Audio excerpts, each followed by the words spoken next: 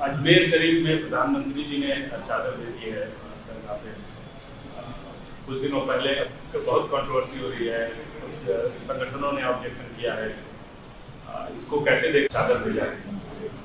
ये प्रधानमंत्री जो चादर भिजाए हैं, किसी शायर ने अच्छा कहा प्रधानमंत्री के बारे में। क्या कहा? इसने हमारे जख्म का कुछ यूं किया इलाज, इसने हमारे जख्म का कुछ यूं किया इलाज, मरहम भी गर लगाया तो कांटों की नोक से। तो ये जो पूरे देश में बीजेपी संघ परिवार की तरफ से हर उनका ऑर्गेनाइजेशन कोर्ट को जा रहा है कि यहां पर खुदाई हो, यहां पर खुदाई हो, ये मस्जिद नहीं है, ये दरगाह नहीं है, ये कब्रस्तान नहीं है। तो प्रधानमंत्री अगर चाहते हैं तो ये तमाम चीजों पर रोक लग जाएगा। और दूसरी अहम बात यह है कि पिछले 10 साल से बीजेपी की सरकार है, नरेंद्र मोदी प्रधानमंत्री है। प्लेसेस ऑफ वर्शिप एक्ट जो पार्लियामेंट में पास हुआ और राम मंदिर के जजमेंट में उसको नॉन रिट्रोग्रेशन की बात सुप्रीम कोर्ट ने कही दी, उसके बावजूद भी सरकार का कोई स्टैंड ही नहीं है उसके ऊपर। इसीलिए आज आप देख रहे हैं कि 7 से ज्यादा मस्जिद और दरगाह के मसले सिर्फ उत्तर प्रदेश से है, जहां पर बीजेपी की सरकार है और जहां से प्रधानमंत्री अपना एमपी का चुनाव जीत कर आते हैं। तो ये सिर्फ चादर भिजाने से कुछ फायदा नहीं होगा।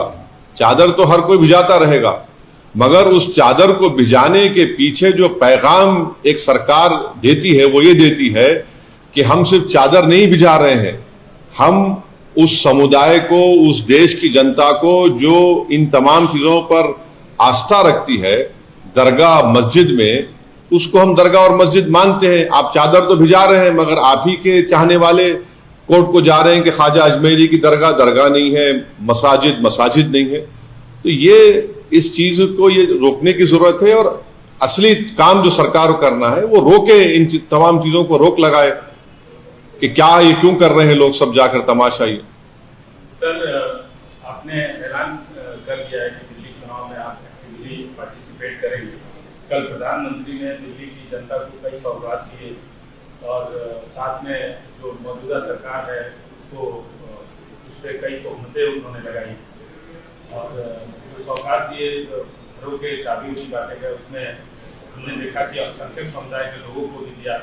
सबका साथ सबका विकास तो कहीं न कहीं उनके उस जेस्चर में दिखा।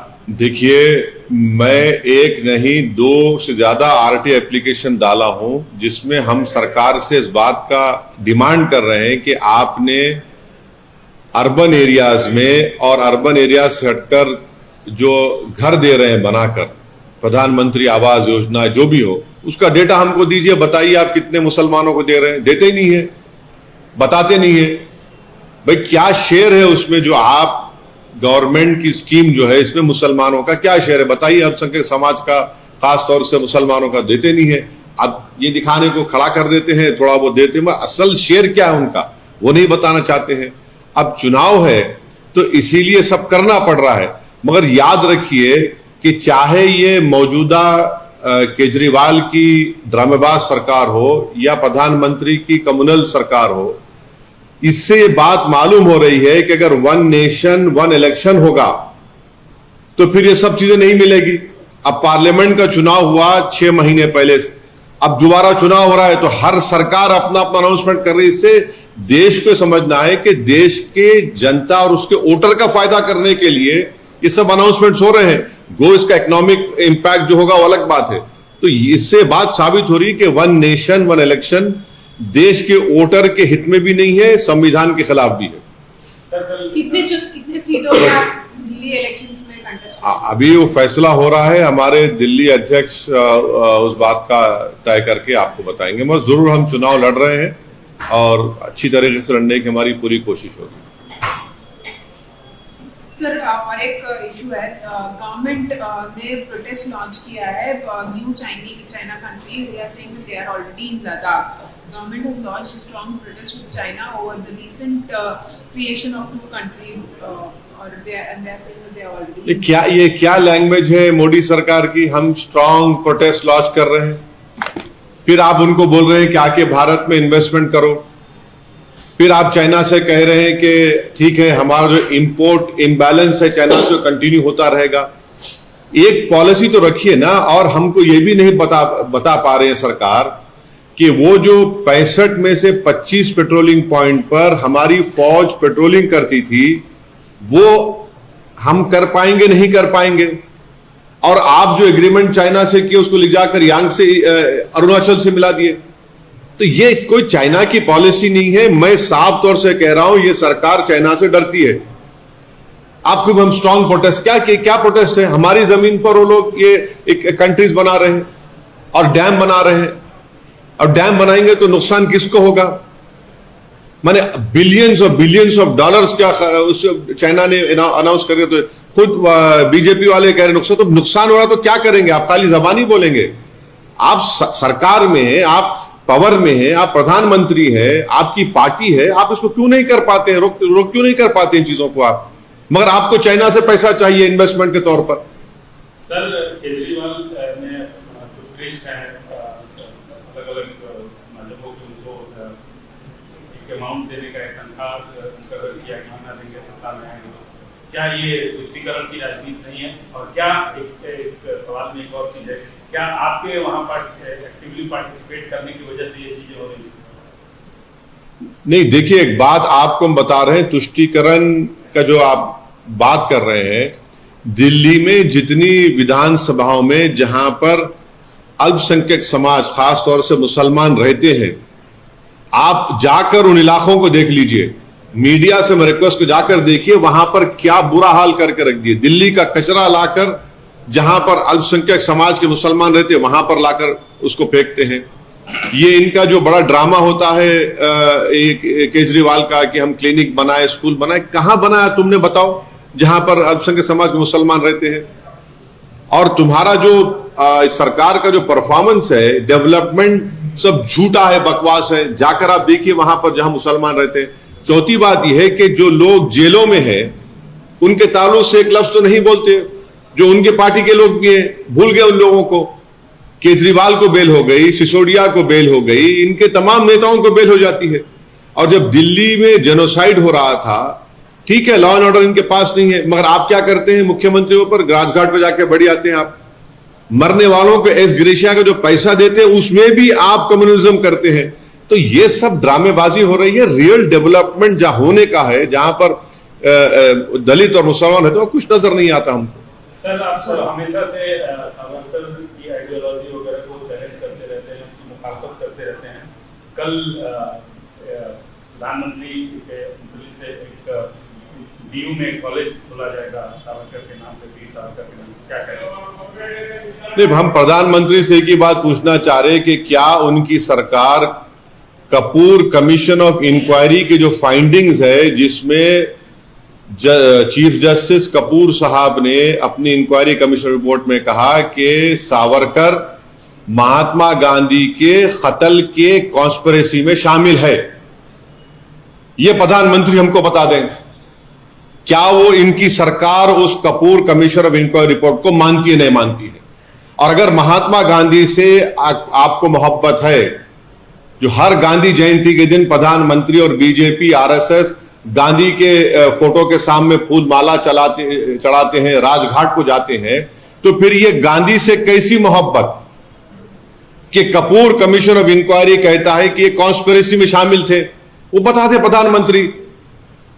भाई आपको मुगल नाम से नफरत है, ठीक है, हम समझ सकते हैं आपको एलर्जी है उससे, मगर ये तो बता दीजिए कि गांधी से मोहब्बत है और गांधी के कॉन्स्पिरेसी में जिसका रोल रहा आप उनसे ही मोहब्बत करते हैं। ये कैसी मोहब्बत है? ये तो डबल टाइमिंग कर रहे हैं मोहब्बत में आप। सर लग रहा है कि दिल्ली के चुनाव में हिंदुत्व की होड़ हो गई है आम आदमी पार्टी और बीजेपी में। दोनों हिंदुत्व पे हैं, दोनों में फर्क क्या है?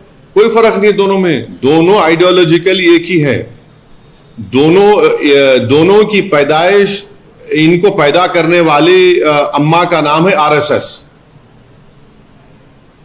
एक को जनसंघ को पैदा किया उन्होंने, बाद में फिर वो 1980 में बीजेपी बनी।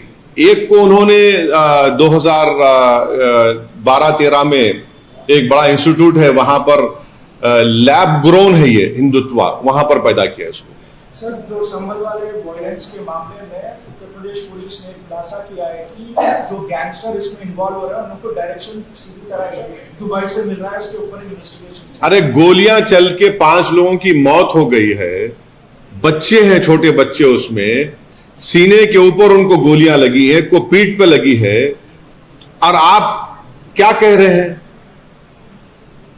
पूरा ओपनली आप एक समुदाय के खिलाफ आप जा रहे हैं। क्या ये जेब देता है वहां की एडमिनिस्ट्रेशन को कि आप एक ही समुदाय के खिलाफ जाए? आप इंसाफ करिए। इंसाफ का मतलब तो ये नहीं है कि आप उनको दबाए, उनको डराए। 80 से ज्यादा बच्चों को तो आप पकड़ चुके हैं, और एएसआई प्रोटेक्टेड मॉन्यूमेंट है संभल की मस्जिद, और उसके 5 फीट पर आप आउटपोस्ट बना रहे हैं। जरा तो शर्म आनी चाहिए कि तुमको एएसआई का जो कानून है 100 मीटर्स का, उसको पास हो लिहाज नहीं है। आप परमिशन लिए एएसआई से? बताइए। वक्फ बोर्ड का डॉक्यूमेंट है, सुन्नी वक्फ बोर्ड का डॉक्यूमेंट है, बोलते उसको फेक है। तो अगर फेक है तो सुन्नी वक्फ बोर्ड पे केस बुक करिए। चलिए, आप क्या कर रहे हैं लोग? एक तरफा जुल्म हो रहा है वहां पर संभल में पूरा। और संभल को नया वो जो 1980 और 90 में जो तमाशे हुए थे, उस तरह का माहौल पैदा करने की कोशिश की जा रही है संभल में। सर, दिल्ली के चुनाव के मद्देनजर आप पे भी आरोप लग रहा है कि आप चुन चुन के दंगों के आरोपियों को टिकट दे रहे हैं। एक बात सुनिए, इंदिरा गांधी के कत्ल के बाद जो सिखों पर जेनोसाइड हुआ और जितने एक्यूज थे उनको किस पार्टी ने टिकट दिया? किसने उनको मेंबर ऑफ पार्लियामेंट बनाया? और फिर दूसरा यह है कि मौजूदा जो रूलिंग पार्टी है, मुख्यमंत्री पर खुद केस है, उनके बड़े बड़े नेताओं पे केस है। अब बीजेपी की बात ले लीजिए, कितने बीजेपी के सांसद हैं जो पार्लियामेंट में हैं, उन पर केस नहीं है, सब दूध के धुले हुए हैं। किसने यूएपीए जिस पे लगा था उसको एमपी बनाया? मैं फिर से कह रहा हूं कि कभी अपने गिरेबान में झांक कर देख लीजिए। एक उंगली अगर हमारी तरफ आप उठा रहे हैं तो 4 उंगलियां, और ये फैक्ट्स आपको आईना दिखाएंगे। मतलब आप उनको टिकट दे रहे हैं? नहीं, टिकट देना नहीं देना मेरे पार्टी का काम है, और टिकट उन्हीं को दे सकते जो लीगली इलेक्शन लड़ सकते हैं। तो जो लीगल इलेक्शन लड़ सकते हैं, इलेक्शन लड़ेंगे। सर, एक और सवाल है, ये एक मौलाना शाहदुल ने लेटर लिखा है योगी आदित्यनाथ को। He says that Muslims will convert in Mahakumbh. You have made a law and how will you stop it? Why does Maulana have objection to घर वापसी?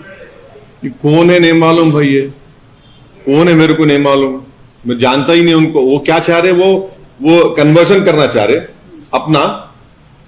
Muslims will convert in Mahakumbh. नहीं, मौलाना अपने आप को कन्वर्ट करना चाह रहे तो मैं रोक नहीं सकता हूं, मैं रोक नहीं सकता हूं ना। Right to choice fundamental right है। अब मौलाना कूदना चाह रहे तो वो कूद सकते हैं, हमको क्या करना है उससे? हम अपने संविधान के तहत, अपनी मर्जी के तहत हम मुसलमान थे, है, और इंशाल्लाह सुबह क़यामत तक भारत में रहेंगे।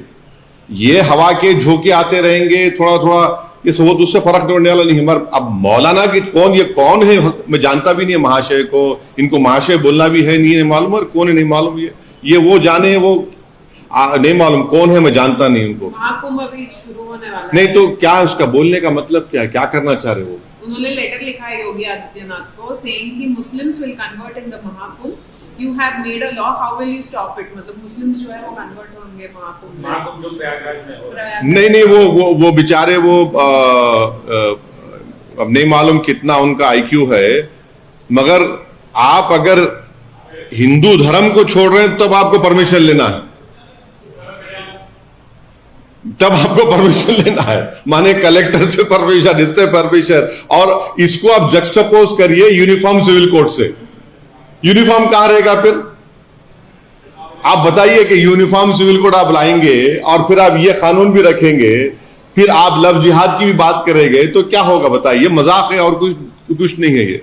अगर आपने अभी तक हमारा चैनल सब्सक्राइब नहीं किया तो हमारे चैनल को सब्सक्राइब